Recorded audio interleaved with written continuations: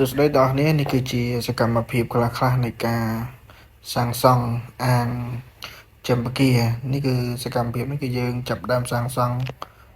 អាងដើម្បីចិញ្ចឹមបង្គានៅខាងទឹកដីខេត្តបៃលិនហើយនេះគឺជាសកម្មភាពអាងដែលយើងរៀបចំធ្វើជូនអតិថិជននេះគឺមាន2អាងដែលមុខកាត់7ម៉ែត្រអញ្ចឹង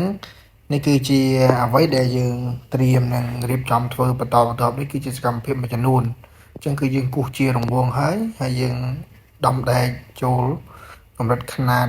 6ទឹកជុំវិញរង្វង់តែយើងត្រូវធ្វើម៉េចយើងបុះឲ្យមានខ្នាតមានទំហំដើម្បីពេលដែលយើងធ្វើទៅហើយវាមានរចនាសម្ព័ន្ធស្រស់ស្អាតហើយនេះគឺជាកន្លែងបង្ហូរកាកសំណល់មានន័យថាពេលដែលយើងចង់សម្អាតទឹកបង្គាម្ដងគឺយើងគ្រាន់តែបើកវិញគឺយើងបង្ហូរចោលតែម្ដងហើយឥឡូវនេះយើងចាប់ផ្ដើមចូលមកមើលដល់ថ្ងៃទី2ថ្ងៃឥឡូវយើងចាប់ដើមបាន50% អាងមួយ 50% គឺយើងផ្សារពុតជុំវិញហើយបន្តមកទៀតយើងតាមបាននៅវីដេអូក្រោយៗទៀតយើងនឹងរៀបចំដាក់តង់នៅអីផ្សេងៗទៀតទាំងអស់គ្នាអាចមើលបានហើយនេះគឺជាមុខរបរមួយសំខាន់ដែរសម្រាប់បងប្អូនដែលស្រឡាញ់កសិកម្មអាចសិក្សាស្វែងយល់បានហើយសម្រាប់បងប្អូនដែលចង់ដឹងព័ត៌មានលម្អិតបន្ថែមនិងប្រឹក្សាយោបល់បងប្អូនអាច